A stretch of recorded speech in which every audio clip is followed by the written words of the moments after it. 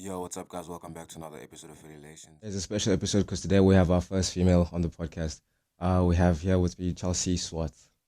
Hi, everyone. I am very excited to be here, to be the first female on this podcast. Yeah, I was about to ask you how it feels to be the first female on the pod.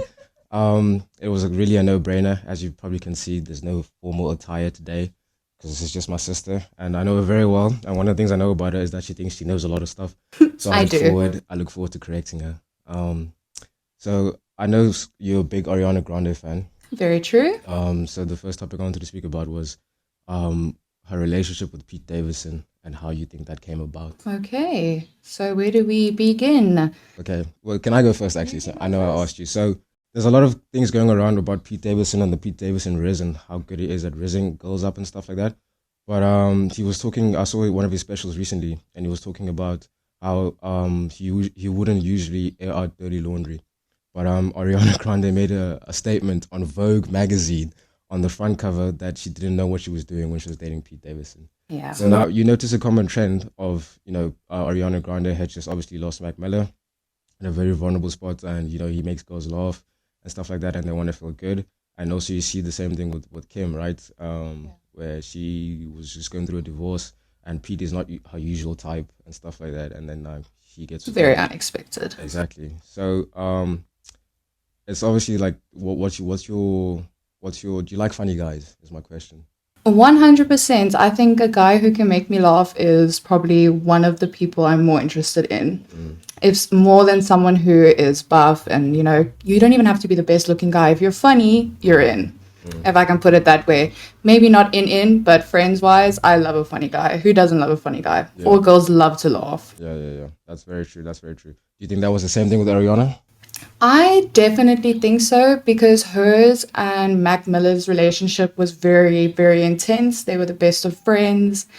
And he had a really bad drug issue, so she dealt a lot with that. Yeah. So I think that when she broke up with him and got with Pete Davidson and had someone who could make her laugh and, light of everything, she enjoyed in that and reveled in that and was like, this is what a relationship is supposed to be like. This is what love is, But I think rose-colored glasses she was wearing, red flags were hidden. It was hidden underneath all the laughter, this comedian and his big dick energy. Yeah. And I think that's because, they ended as fast as they started. Yeah. They started, got engaged, and then the next minute they weren't together anymore. And like you said, he was airing out all the dirty laundry, and she does look back on that and does say she doesn't know what the fuck she was doing at that point. Yeah. And I think a lot of girls have had a guy like that in their life. I think he was a typical rebound. Yeah, that's the perfect way to describe it. Typical rebound. He was the funny guy. He took off. She was finally with a guy that she didn't have to mother. She didn't have to babysit. She was with someone who was on the same maturity level as her, or maybe just someone she wanted to have fun with. After being so intense with someone else for so long. I think it's interesting that you said that she wasn't with the guy, like I'm sure you're talking about Mac Miller, that she didn't have to babysit and stuff like that. Do you feel so? For me personally, like my favorite artist is Drake, yours is Ariana. So I feel like Drake and I have kind of like the same taste in women because I can relate so much to what he says. Oh, did he tell you that? What? But do you feel like it's the same thing with you and Ariana? Like so from the like babysitting guys type of perspective, right? A lot of girls have this sort of like I can fix him vibe, like I want to fix him. So do you think you have that? And do you think what was I going to ask you? Do you think that out trumps the funny guy? Yes, in a sense. So for me personally, I did go for a lot of guys. I was like, I can fix him. But my problem was in high school, I would label myself as a homewrecker. I went for a lot of guys who were in a relationship already. I'm not proud of it. I'm not talking about it as if it's an amazing thing to do. It's just where I was and what I did in high school. And guys, before you think about basing Chelsea, you have to understand I'm the only person that can do that. So before you do some shit like that, just think twice, okay? And I think I have more than a tone for that. Everyone makes mistakes. And like I said, I'm not proud of it. It is something that I talk to my therapist about. So guys, yes. I'm sorting it out. But a lot of the things that we spoke about was my need to fix people. I was like, I could like I would take a specifically broken guy or someone who specifically would say to me, I don't want to be in a relationship. But to prove to myself that I was worthy enough, I was like, I can change that. You know, like that TikTok sound. Let me fix that. Let me change that. That's how I felt. I would Yeah. just see a broken guy and think to myself, I can fix you. You know, I want to. And the thing about women is we've got very natural, nurturing Yeah. personalities. A lot of us, you know, we're born birth givers. That's who Yeah. we are. Yeah. That's what we do. Not everyone has to do it. I'm just saying that's the typical thing. But in general, when it comes to choosing between finding a guy that you can fix and know that you've fixed him compared to the funny guy, I think Yeah. I'd choose. Fix. Yeah, but do you think you can fix them? Do you think there's guys that are fixable? Because I feel like all of us, like, there's no fixing us. You can't fix someone who doesn't want to be fixed. Yeah. Okay. And the thing is, a lot of girls get stuck in relationships where they keep trying to fix men for years. That's what they spend that's what the whole relationship is about, is them trying to make that man a better person. But if that man doesn't want to be a better person and is happy in the skin that he's in, he's not going to change. But unfortunately, some girls don't respect themselves enough to realize that and to realize that, you know, you don't need, it's not your job to fix this person. I mean, like you said, people are people. If they don't want to be fixed, then you cannot fix them. Yeah. I also think I shouldn't really be having to change the person that I am, like, for you. Exactly. And also, if you like fix me and I become a different person, then you were attracted to the first guy and now I'm the second guy. And what happens when you get bored of the second guy? You know? Exactly. You know, there's this one saying where it was like, you're just making him better for other women. And you have to really sit back and think about that. And it's like, why are you taking this person you were originally so attracted to, like you said, and now wanting to change them? Why do you want to change them? You went for them in the first place. And especially with the fixing, I mean, you get what you get. There's nothing to fix. You just need to you can better someone, you can help them become a better person, but you can't change someone. You physically cannot do that unless they themselves want to be changed. Yeah. But that's not everyone's forte, not what everyone wants. Yeah. No, I think the funny guys are just easier to deal with, and I think you got it perfectly there. Like, I'm gonna remember that. Like, someone he didn't have to babysit and stuff like that, which is obviously like a bonus, especially with much older. How old is Ariana now? I think she's like 29. 29, especially when she's trying to settle down. You know, she doesn't want a baby and stuff like that. But exactly, yeah. Yeah. I wanted to move over to our next topic with Johnny Depp and Amber Heard situation. A lot of girls, I saw a girl come out about, so obviously, you know the rules, right? Domestic violence is usually the woman that's the victim, right? Yeah, a lot of the time, yes. Yeah. And Amber Heard was still saying on the videos, like, you're a man, Johnny, what do you think the world's going to think and stuff like that. So obviously when the backlash came afterwards, when people were like, oh, all these women are getting away with this, and blah, blah, blah. A lot of girls were coming out and like, yeah, just because of this one specific scenario, now we shouldn't carry on victim blaming. Women are still the victims and blah, blah, blah. And I just wanted to ask, like, where do you stand on that whole thing? Like, because the way I see it, right, there's a main point and there's a subordinate, right? And sometimes the subordinate doesn't matter, especially when it comes to gender-based violence, right? So, like, if there's a lot of gender-based violence and in one situation, it's the opposite way around. We shouldn't focus on that one. We should still keep to the main point, right? And whereas specifically what the Johnny Depp and the Amber Heard, I think it was time for the world and society to really see that the roles can be reversed. And now the main point was for men, but like it kind of feels like women don't care. You know what I mean? I must say it's a bit difficult from a South African woman's point of view because of course. gender-based violence here in South Africa, I mean, we are the rape capital of the world. So it's extremely intense here for women. It's a scary place to be a woman.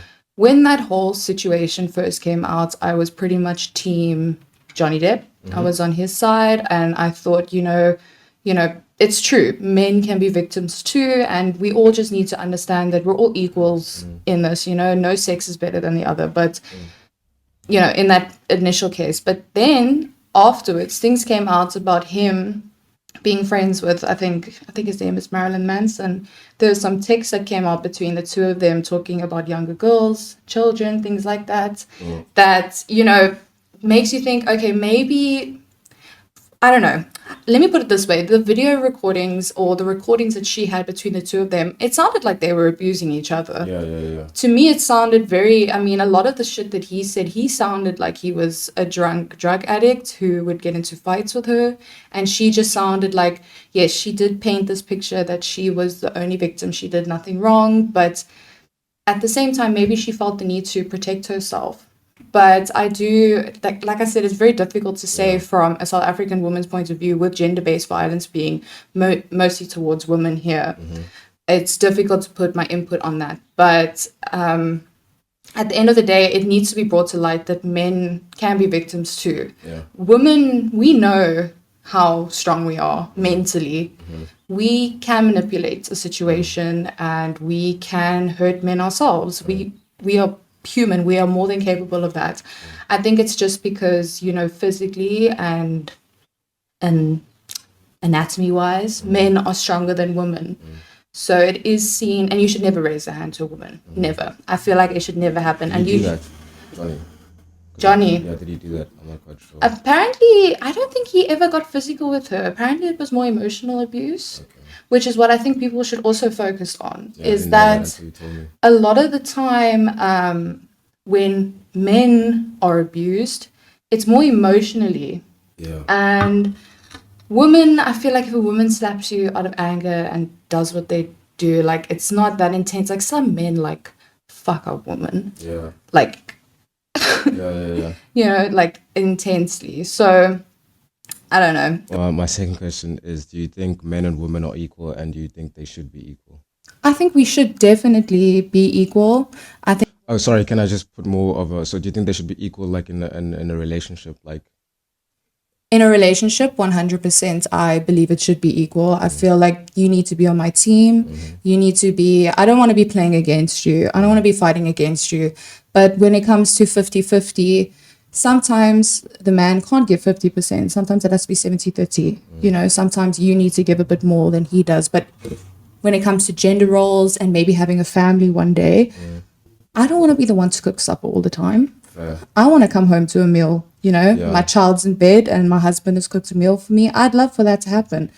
But I don't expect that to be his only duty. We've all got our own goals and ambitions and jobs that we want to do. So when it comes to being in a relationship, I definitely think it should be equal and you should be supporting each other. Yeah. So, but my thing is, like, I heard someone say, obviously, women, like everybody, you said now gender roles, right? And we have different gender roles. And apparently, like, naturally, women do want a man that's better than them in a sense, like doing more, earning more, providing more, and stuff like that, which definitely doesn't make them equal.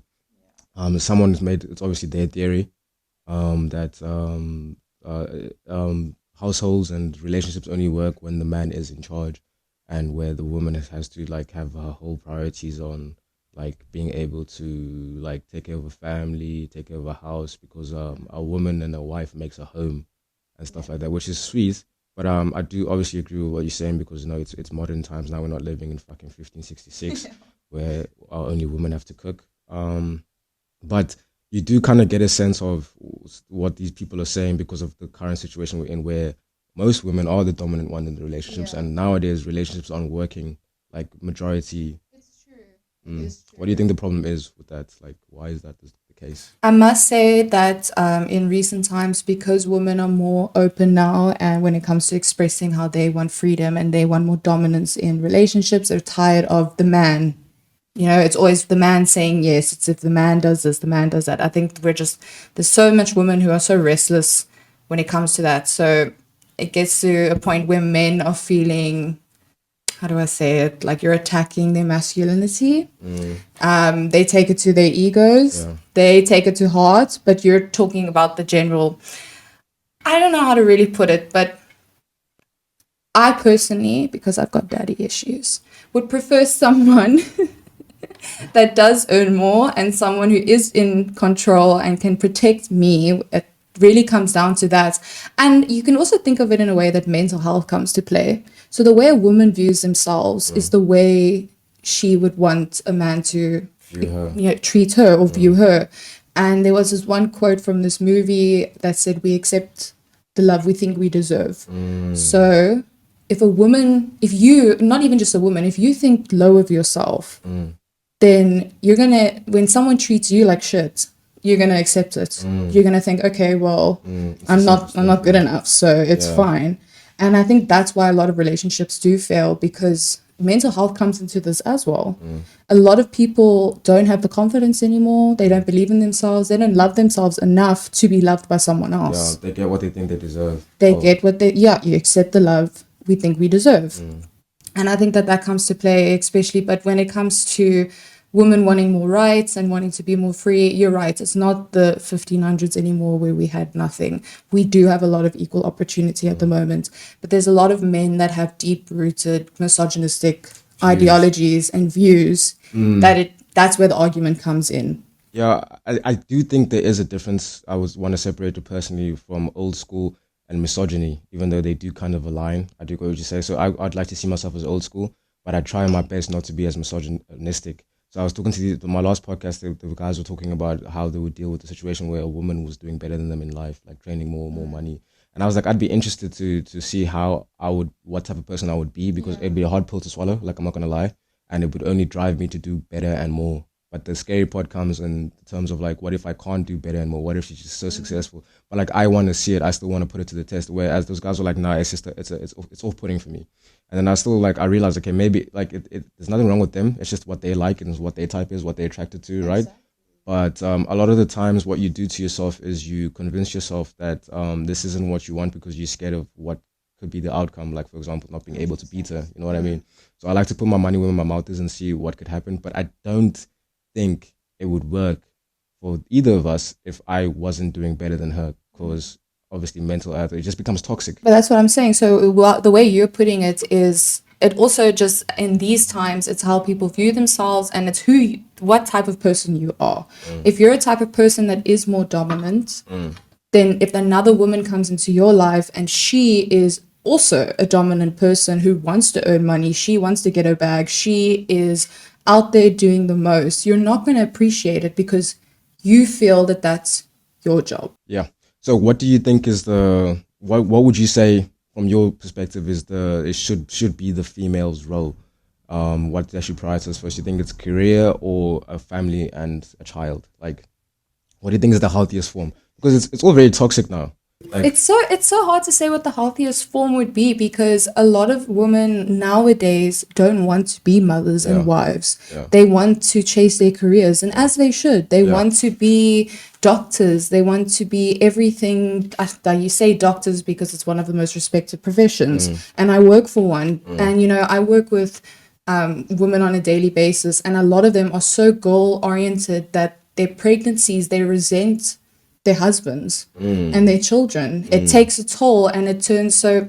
Yeah. You really need it. I can't say what would be better, because it really depends on the person. Some women are more nurturing, want to be a mother, want to be a wife. They want to be at home. They want to be at stay at home. But now that we all have more opportunity to do what the man does, we want to go out and get it. And I think with the newer generation, especially being raised by millennials, because I must say a lot of the women that I work with get pregnant at a very young age. So they're all getting raised with like my ideology. For example, I would want my daughter to go out there and do what she wants. I won't tell her all about being a mother and being a wife, and that wouldn't be the first thing I tell her to do. I tell her to secure her career, not rely on the man.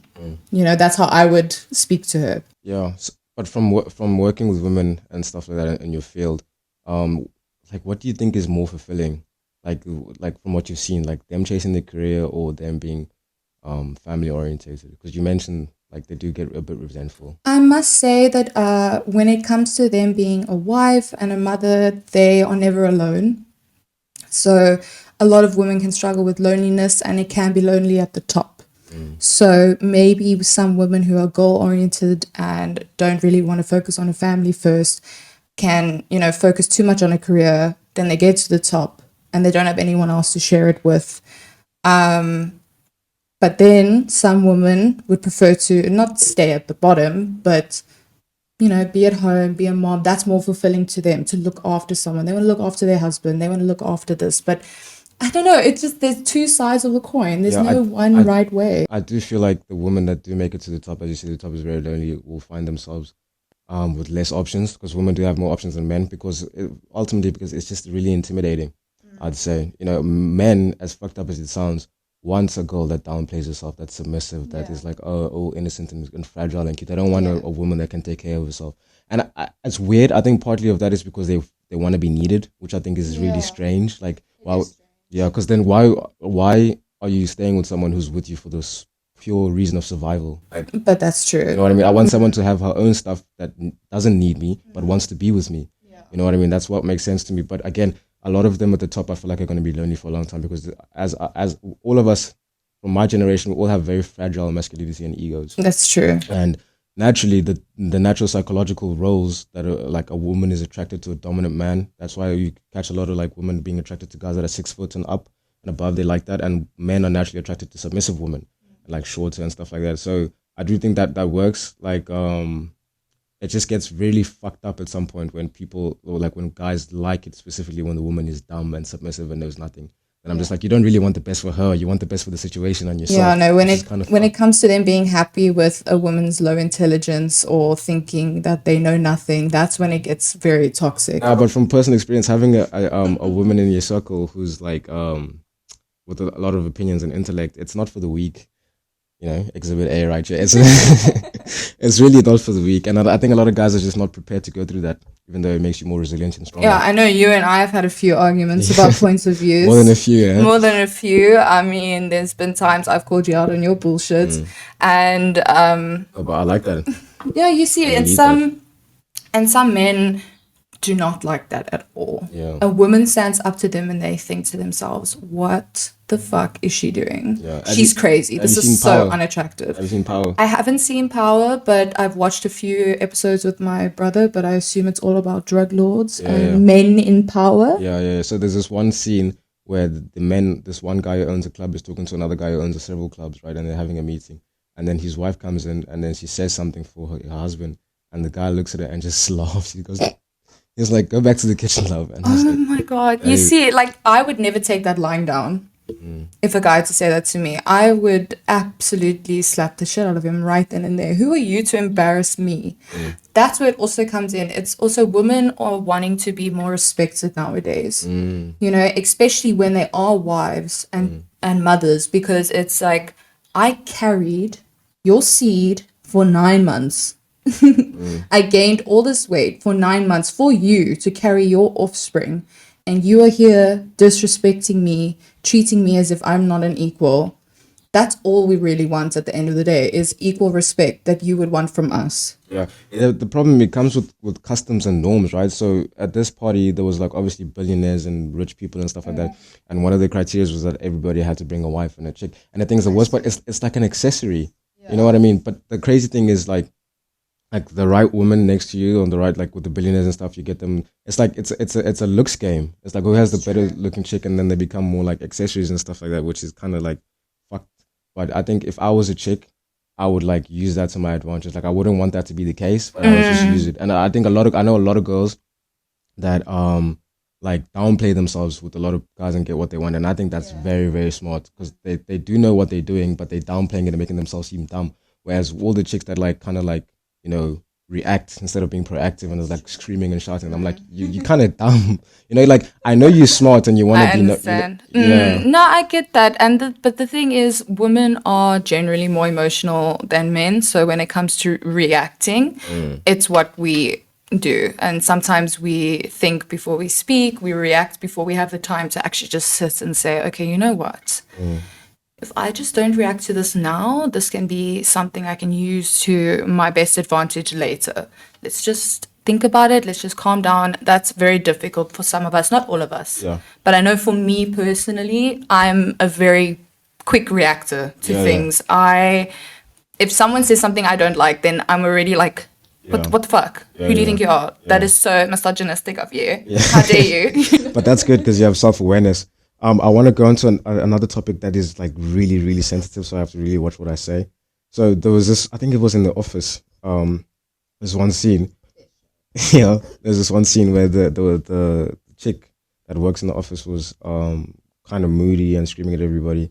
And then the boss asked her, she was like, so like, is it that time of the month? And then she was like, what does that have to do with anything? Then he was like, because I want to know how serious I should take you. And like, I knew that was going to spark a reaction on a lot of people, but then in the back of my head, I didn't say it out loud. I was like, facts though, because like, yeah, my point is, yeah, like, what do you think about that? Because, like, as you say, you are reactive, right? And like sometimes I'm sure you get angry about something, and then let's say 30 minutes later, you realize actually that was stupid. Wasn't that deep? Yeah. Exactly. So like if someone like notices that that's not that deep and like kind of disregards you in a manner, but then you realize it later that it actually wasn't that deep, are you able to kind of just like forget about it? Because another thing, it's also the reaction, right? So if you react the way you do and you seem upset and I disregard it, it stops being about the argument. It stops being about the fact that I disregarded when you were upset, right? But I kind of knew what space you were in.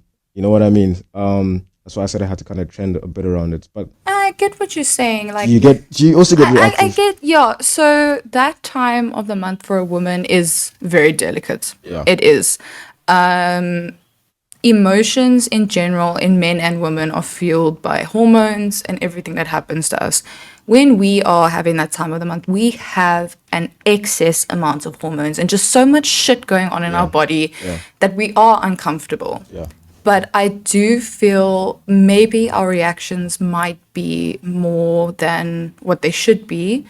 I don't feel that they should be disregarded though. Of course, yeah. We're upset. Maybe we are more upset because it is that time of the month, but you need to respect the fact that I'm still upset. Yeah. I'm just maybe reacting a bit more than I should. But you know what the thing is? A lot of girls don't have what you have, which is self-awareness.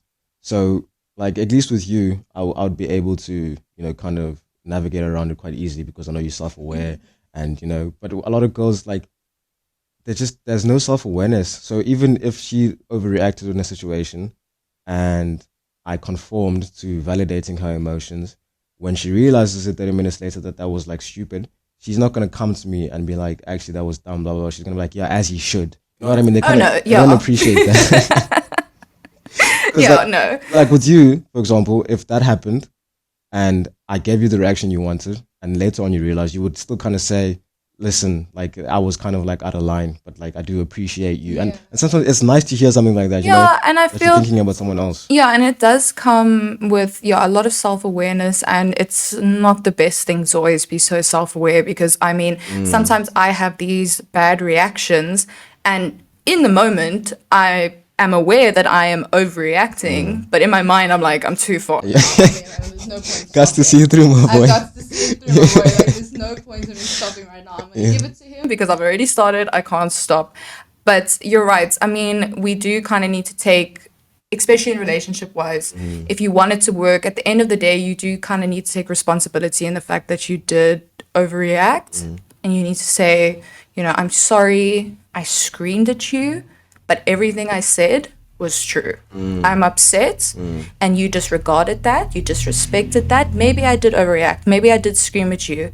But everything that I said has substance. Everything I said has value. But I do take responsibility and apologize for the way I portrayed that to you. So I do feel that in relationships that would help a lot with communication. If a woman was able to turn around especially if the man doesn't understand, if the man does disrespect it, then she can at least turn around and say, you know, I am sorry for doing this, but I'm not sorry for what I said. I love that. I hope you guys are listening. You know, my only point is, and I hope you take something from this, is like, I just want to hear it. I overreacted and I appreciate the way you handled it and thank you. Because if I handle it badly and you realize 30 minutes later, then I know you are going to come back because now there's commotion and you realize you kind of started the commotion. Whereas if I conform and everything's fine, there's no point of going back and, you know, smoothing it over. So like sometimes reward good behavior. Like, you know what I mean? Don't encourage the negative, toxic behavior because it would also be nice though for the man to turn around and to say, I know you're in a sensitive space and I'm sorry, but I don't like the way you reacted to that. You know, it's all about communication at the end of the day. But then it can't be from one party only. No, of course not. I mean, obviously, if either of the parties turns around and says, oh, well, I'm right in what I did, like, fuck you and fuck your opinion, then that's a different problem on its own. That's a lack of communication between the two of you. Either one has to, not saying both of you have to be sorry, but you need to acknowledge what you did was maybe toxic or wrong or just an overreaction, like you said, but you need to make it known that what you were trying to say or portray is still valid. It is still what you meant. I mean, I haven't been in a relationship for a long ass time. Yeah, I'll drink to that. I mean, I'll drink, yeah. Yeah. Cheers. I mean, so my views might be completely different when I do get into a relationship. Of course. I might be more submissive. Yeah. I might become more quiet in what I say and my reactions, but a part of me feels like I won't do that because of previous relationships, you know? So I do want all the girls who are listening to this to understand that I haven't been in a relationship for a while. So if I am wrong with some of these things, don't come for me. I'm sorry. I think we give the best advice from an outside perspective, because when you're in, it's all flooded with emotions, which clouds judgments. And from outside, like, I give a lot of relationship advice for someone who hasn't been in a relationship over a decade. I mean, yeah, I'm giving so many of my views on this, and I'm like, been single for over 5 years now. It is what it is, you know? Yeah. I'll drink to that again. What do you think the problem is? Where do we go wrong? Where do we go wrong? I don't think there's anything wrong with us. Okay? I think it's because It's everyone else. It's everyone else. It's everyone else. No, I completely agree. It's everyone else. I completely agree. Well, like you said about me, I'm very self-aware. And I'll say for me personally, I've had a very, very, very toxic relationship in the past. When I was much younger, boyfriend, he was perfect, but I was a toxic one. So I haven't had the best run in relationships. In every situationship I've got into, the guy has either had a girlfriend, which I'm not proud of, but that's me lowering my standards, or it's just been someone who has treated me like absolute shit. I let them convince me that I was everything to them. And the problem with me is I take someone who I meet once and I will romanticize the fuck out of you. And if you don't if you don't meet the expectations in my head, that's your problem. Yeah. You know, like who you think you are, and I get upset about it. But Yeah. Like, I think you're guilty of this as well. Another thing that frustrates me with females is it's like, I gave you all the signs and you didn't come and approach me. Like, it's like, I looked at you. Like, what is I'm very much like that. I posted this thing on my story the other day, and it was like, I don't know how to flirt, but I know how to argue. Yeah. And I thought that was so true. And my friends have called me out on it as well. I mean, I will stare at a guy at a party the entire time. Why didn't you come up to me? I've been staring at you and thinking you're so hot the entire time. Why did you not read my mind and come up to me? Yeah, it's 2023, guys. You need to come up to me. No, it's 2023. Women can approach men. I know you said so the first relationship was toxic and the second one you were the toxic one. Do you feel like that had partly to do with your first relationship? Definitely. I mean, my first relationship was a whirlwind. It was extremely, extremely toxic. It went on for almost 2 years. I was very, very young. So when I finally got my second boyfriend, he was actually a best friend of mine. Never date your best friends because then you won't talk ever again. Don't do it, okay? It's a PSA. Anyway, he was like my closest friend. And then when we got together, the beginning was fine. But I found myself picking fights. I found myself getting angry at him for little things and, you know, just being the toxic one. I mean, I kissed another guy while we were together and then turned around and said to him, well, I didn't sleep with him, at least. You know, like, that's not... I got angry at him for being angry at me because I was gaslighting him. You know, we spoke about this earlier, and I was gaslighting him into saying, how can you ignore me? It's not like I slept with him. I just kissed him. I disrespected him regardless. And we've met up, we've spoken about it, and I apologize for all of this with him afterwards. We aren't in each other's lives anymore, but I must say that I do think I was toxic due to my first relationship because I feel like it was the only way I knew how to be in one, was to be in a toxic relationship. Because when I was with my first boyfriend, we would fight a lot. He was a toxic one. I will not say that I was a toxic one. I was young. It wasn't my fault. But that was my experience in a first relationship. So when I got into my second one, I was like, well, we're supposed to fight. You are if I'm at the club and I'm drunk and I want you to come here, you need to get in your car and come here. I don't care if you're visiting your dad. You need to come to me. You know, I don't care. You know, you need to come to me. I'm drunk and I want to see my boyfriend. And then when they wouldn't do that, I would get so angry at them. But it's such an unrealistic expectation. It is. Since that relationship, I've only had situationships. But since that relationship, yeah, I can personally take responsibility for being the toxic one, the gaslight. Accountability. We don't get that a lot nowadays. You also mentioned that you and your first were 2 years, which is a very long time. Would you say you were how long of those 2 years were you happy, genuinely? Any of was it any of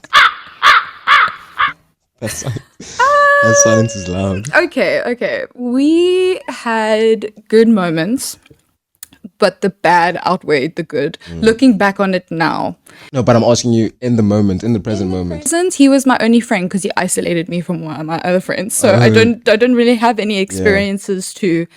But what I can, I would say I was delusionally happy because he was my only friend. He was the only person in my life. I did push away all of my friends. I isolated them. That was influence, no? It was influence 100% because he didn't like them. But he could never give me a reason why he didn't like them. And you just obeyed. You were like, I just obeyed because I was so in love with this man and I thought that he was everything. Guys, I was 14. Yeah. I was 14 and I was obsessed with this man and he was my first everything. Yeah. And it is true what they say about girls getting attached. I was one of them. And unfortunately, he convinced me that all of my friends were terrible and they didn't want what's best for me. He wanted what was best for me. So in my head, those 2 years were magic. But when we broke up, finally, I saw everything for what it was. And I realized that this wasn't unhealthy. I wasn't happy because I would stay at home. He would go to parties and I would have panic attacks until I wouldn't go to sleep until he got home, whether that would be 4 a.m. because I was so afraid he would cheat on me because it was a high possibility. And no one wants that. Yeah, it's fucked up because as from hearing what you're saying as a guy, like that's what I would want in my like companion, which is fucked up, right? But I'll admit it, like you staying up at 4 because I'm not at home. Like obviously not the you thinking I cheat on you. But if that's what it took, then you know we gotta do what we gotta do. But obviously I'm growing and I'm maturing and I do want to attract a healthy relationship at some point, so I'm fixing myself first. Yeah, exactly. And you can take, you can acknowledge that and you can take responsibility for how you feel and things like that. But it is not a nice feeling sitting at home, knowing that your boyfriend is out at a party, and you know for a fact that there is the highest possibility that he could cheat on you. He could be spotted with a girl. Made me sick to my stomach. I would sit up. I would not eat for days if he would go out with his friends. But I had no say because I was the younger one in the relationship. And it would always turn into a gaslighting session of, you don't trust me. How could you not trust me after everything I've done for you? Which comes into play with me thinking he is God's gift to this earth. Yeah, that's usually how it goes. Not gonna lie. And I get what you're saying about wanting your partner to stay awake, but you don't want her to have those anxieties. No. I mean, imagine being the person or the reason that she can't eat or sleep because she's so upset. This person that you love, maybe she's waiting up for you or is a light sleeper, and then you come in the home and she's like, oh, hi, baby, how are you? And she's happy. But imagine she's been sitting there the whole day after a whole day of work, sitting up until 4 a.m, full of anxiety. I mean, have you had an anxiety attack before or felt nervous or anxious? Yeah. Imagine that feeling for like 6-7 hours straight. Yeah. Not being able to sleep, not being able to eat, just because you think your man's going to cheat on you. Then when he gets home, it's nothing. Yeah. And you're like, okay. Yeah. But it happens every time. But imagine knowing that you were the reason for that. Yeah. But do you know what I appreciate the most about you from this podcast is your ability to be vulnerable and your ability to take responsibility, because a lot of girls just can't do that. Like I was with this one girl, and obviously I won't say names and stuff like that. And she had a boyfriend and we had sex. And then the next time I saw her, I was like, how are you living with yourself? Like how, because you seem to be so in love with this guy. And she's like, nothing happened between us. And like for a solid like year or so, I kept bringing it up and she's like, nothing happened. And I could tell by looking at her that she genuinely believed in So her she eyes. convinced She herself that convinced it didn't herself that it happen. didn't happen, which is insane. And like I respect it way more when like as you say, you were the home wrecker in high school, and that's a fucked up thing to be, but you were able to admit it and like take responsibility. That was It was that was a myself. terrible thing to be, but it's because I had low self-esteem. It's because I didn't. Mm. It is because I didn't care. Yeah. You see, yeah, I like that as well. The fact that you were able to point out the problem within you. Like for me, for example, like I'd be like, okay, well, their relationship was unstable anyways. I just proved it, like it wouldn't be like my fault.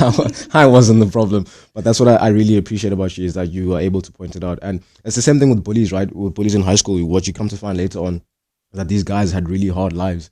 And they were just really insecure and they were lashing out into the world and they were doing all these stuff. And, a bully is supposed to be this big, bad person that doesn't feel nervous or anything sad. But it turns out they're actually the softest and most heartbroken people on the planet. It's true. Hurt people. And that's what bullies are. And that's, and that's how I was. I mean, I was a hurt. And the only time I became a homewrecker was after this relationship. Ah, yes. Yeah. Yes. Because I was like, you know what? I got cheated on so many times. It's obviously so common. Yeah. And in my mindset at that time, I was like, I can make him leave her for me. Yeah. I can do that. But that was just me trying to prove my self-worth to myself. That was just me trying to prove that I was worthy of getting someone to stop loving who they with. Yeah. And to love me instead. I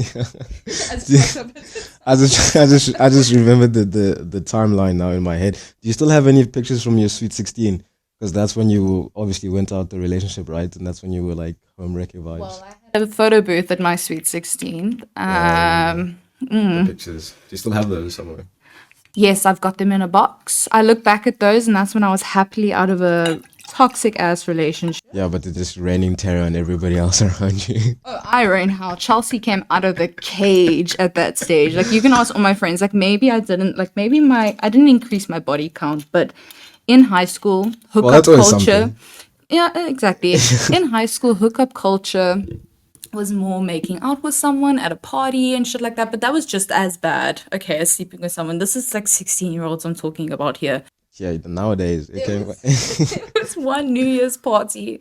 I hooked up with at least 7 people and got to third base with about 2 or 3. How many people? 7. What? just kissing, Oh, okay. It's not intense stuff, but I just went around. I had so much fun doing it. Yeah. And I woke up in the morning and I didn't feel a thing. I didn't care. My friend and I used to have a kiss list where we would write all the boys that we've kissed. Yeah. Just so we could remember. Are you going to tell us your number? I don't know my number. It's somewhere on my phone. It's somewhere over 20 or 30 maybe. What? Okay, but that's kissing though. It was just kissing. Yeah. No. I will say body count's only 4. Okay. It's only 4, I promise. Yeah. And 2 of them were a boyfriend. Oh yeah. Gets in. Someone said the reason why it's so bad for when girls cheat on guys than when guys cheat on girls is that guys can cheat on a girl and feel no emotion towards that girl whatsoever and still be in love with someone else, whereas girls kind of sleep with guys that they are emotionally attached to and emotionally invested in. And nowadays that's not okay. But what do you think about that? Well, me personally, when it comes to sleeping with someone, as you could see, my kiss count compared to my body count is extremely low. Kissing someone for me is okay. I know that in a cheating instance, it's worse than actually having sex because it's such an intimate thing, you know. Yeah.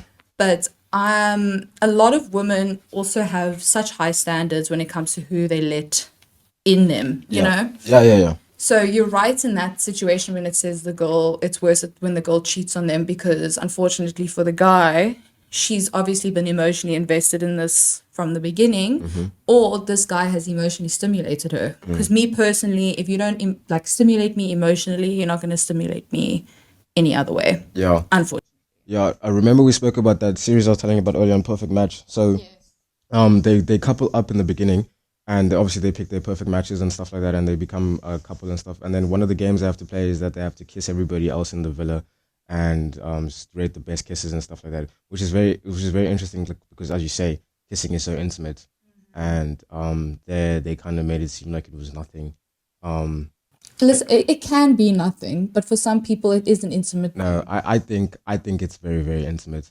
And if you watch that series, if you guys watch Perfect Match, you'll see how modernized it is. So, like for example, the best looking guy in the house who gets Francesca, and the who gets Francesca is like a tattooed up, curly headed, colored man, but he wears crop tops and he has like paints on his nails, right? Okay. It's very modernized. And then one of the couples actually ends up being two girls with each other, and then she gets kind of really jealous when this girl kisses another girl. So it's like super, super modern, right? And it just shows you modern day culture in terms of like kissing someone means nothing. Especially hookup culture. Exactly. Whereas that's kind of like, I feel like what is taking the flavor out of relationships, because like I don't want to say this because it's actually equally as fucked, but I could almost make the argument that it's worse where she kissed someone than slept with someone. No, I just heard it when I said it. No, I know, no, I see a lot of TikToks about it where it says kissing is worse than you actually sleeping with the person. And I feel like I can understand because, just put yourself in the situation. You're with this woman that you love. She is so beautiful. And you find out she cheats on you, but she didn't sleep with them. Yeah. She just had a nice kissing. She kissed him. He kissed her. How would that make you feel? No, but you see, the thing is now with this, I've been able to really adapt to like modern day culture, and from what I'm turning into now, I would be able to let a kiss go. Like if you compare my standards to like last year or a year before that, my standards were high. Like a girl had to have nose, bodies, blah blah blah, and now I've kind of had to accept reality and be like, actually, if she kisses someone, it's not as bad of a deal. So, for example, I said this to my last podcast. So like similar situation to you with my first relationship. I was just as bad as your guy, gaslighting, all that stuff. And then when we broke up, for like, again, 2 years, 3 years straight, I was just an absolute dog. And she spoke to me after those 2, 3 years, and she said to me, like, I didn't do anything with anyone. I didn't even kiss anyone. And people used to tell me that, like, go get your girl back because people want her, but she's not doing anything, right? And she was like, imagine I had done that to you. And I was like, I couldn't imagine. Hey, I like that would hurt me to Don't the you want to core. think about it? Exactly. But my point is, so from in that area of time, I would put everybody on that kind of pedestal, right? So to expect the same thing, like I want to know that when we're done, you're not going to touch anyone for 2 years. I want to know that you'll be like staying up at night waiting for me and blah blah blah. And I was saying recently to the guys on the pod recently when they were saying like, I do expect her not to do anything or fuck anyone when we were done. I was like, yeah, but I'm kind of like, I've become immune to reality, as in I don't expect you not to get with anybody else when I'm out here fucking the whole world and you're hearing about it. Like if you go on a date or two or kiss someone, I'm not gonna be like fucked up hungover by the way. Whereas like most guys nowadays, you just have to have gone on one date. I know. And I it's mean, like- like the men will go out and they'll like fuck all of your friends. And then you go out on one date that wasn't even successful. And they will cry themselves to sleep. And all you did was hold their hand, all you did was hold their hand and, tell them nicely that you're not interested. Yeah. Just to come home to 5,000 threatening messages of suicide. and a crying man on the other end. So, Yeah. So we're coming up on the hour mark, and I think this is the perfect time to open that champagne and, get the ice going.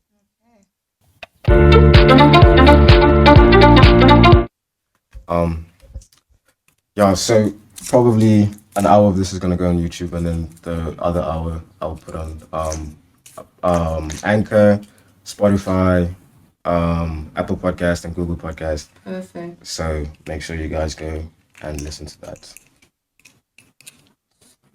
Respect for making it this far, though. Woo! Lovely. Yeah, James was actually telling me the same thing as you, that he actually like doesn't listen to podcasts, but he was saying to me when he listened to mine, it was such an easy listen that he didn't like realize how long it was, which was so. No, that's good. Thank you. Thank you. And some ice. Thanks. It's an avocado. Thanks. Thanks. Yeah, no, I'm also just not a huge podcast person, but when you asked me, I thought, you know what, I've known you. How long have I known you, actually? I met you when you still had braces, my friend. That's like probably coming on to a decade now. How old were you? You were like 13, maybe. Yeah, 12 maybe. Oh my God, and I'm turning 23, so it's been 10 years. Yeah. Oh my God. Time goes So quickly. I have known this man for a while. I know everything about him. I know the person he was before all the heartbreak. I know. Yeah, that There's is no heartbreak. She's lying. no, My man. heart doesn't That break. is why we had so many arguments, because I just couldn't come to terms with him becoming a man. I just knew him as this little boy, this little fetty. He was so excited because I'm going to expose you here. He was so excited to be at our house because the first team rugby team was there and he was having a sleepover. I do remember that night, actually. That was so exciting. Can't believe so and so are here, the first team rugby players. Nah, you must understand. I was in grade 8, bro. I was like, chilling with the grade 12s and stuff. That was insane. That was crazy for me. That was super, super crazy. Random question. Gay son or thought daughter? I've asked a lot of my guys this question, but I've never asked a chick. So this one girl I was speaking to was talking about how like homophobia in men disgust her, and as like I'm not a homophobic person. Like I really don't care. I have gay friends and stuff like that. They probably listen to this. But when she said that, I'm just being self-aware. I was so attracted to her. I don't know why. Like when she was like, "Oh, I hate it when men," because like obviously because I embossed the message of masculinity and being more masculine. So when a chick kind of has that, and to an extent, I'm kind of attracted to it. And I'm not saying it made her more masculine. I'm just saying for some weird reason when she said that, I was like, wow, because a lot of girls have a lot of gay friends, right? Exactly. So she was like, not a dime. She was just different. Yeah. And for some weird reason, I was very attracted when she said that. I was like, wow, that's so hot. I don't know why. That is so strange. Yeah, but that's why I want to ask you. That's why I want to get deep into this. So would you rather have a thought daughter or a gay son? Because for me personally, right, what I know about girls, if I had a daughter, what I would have to do is I would have to let her out the cage as early as possible. I shouldn't trap her and stuff. Because a lot of girls that are like went to church schools and Catholic schools, they turn out to be like Francesca, like just really, really everywhere. Out there. On every dating show. You know what I mean? Always finding love, always looking for love. I mean, yeah, there's nothing wrong with having a gay son. I would accept him. I would be there for him, help him through the process. No, but you must also understand you have a brother. You have two, like me and James, as your. Yeah, that's true. And I know I got you guys, but if it comes to having a, as you said, thought daughter, if she wasn't doing it as a form of self-harm, because a lot of women can sometimes sleep with a lot of men as a form of self-harm because they feel like it's just sex, who the fuck cares? And if you view it that way, that's also fine. But if she was doing it because it's what made her happy, she was being safe, I don't know if I'd prefer that. I think I'd actually prefer the gay son, to be honest with you, because of having a thought daughter would be higher chances of pregnancy, higher chances of STDs, higher chance of depression. A lot would come with having a, as you said, thought daughter. So I think the gay son, I would maybe prefer that. And a lot of it with the daughter is that you want her to be able to come to you, right? Like with anything. I would love, like, because I do want children one day, 100%. I've always had a nurturing sort of nature. Yeah, man. We approve of that message. Yeah. I mean, I take care of James, you know, I'm my younger brother, and I always felt the need to take care of you and just everyone around me. I want to take care of them. So I know that one day I do want to be a mother. But I know how difficult it was for me to be in a toxic relationship, and I could never speak to my parents about it because I didn't feel that safety. And I feel that if I had that safety, I would have gotten out of it a lot sooner and would have gotten help a lot sooner. So I would want them to come to me. I want them to be open with me. Yeah. And I know there's a line between being your parent's friend and being an actual parent and child. You know, and you don't want to cross that. But I want you to be able to you don't have to give me the nitty-gritty details. But I need you to tell me what's going on with you. I want to know what's going on with you because I care about you, because I love you. I want to be there for you. Yeah. So I definitely would want them to be 100% honest with me. Yeah, I see these jokes when it's like when I tell my parents a story and it turns into somehow a lecture and stuff like that. And, that's everybody's parent. How did they get it so wrong? But it's true. I mean, you never know. I might turn around and turn it into a lecture. Yeah. Like maybe if, like you said, I do have a daughter who likes to have fun, it might turn into a lecture of her being safe. Yeah.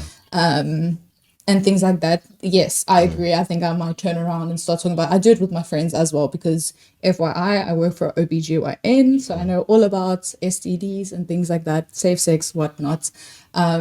So I would definitely try to spit all my knowledge onto this poor little girl. Now, but would you General, would you spit it or would you enforce it? Because there's a difference. I would just Because they're not going to listen to you, right? Until you put those boundaries. no, they won't listen to me. But if it means me going out and buying her condoms to carry in her handbag herself, depending on her age, obviously, I will do it.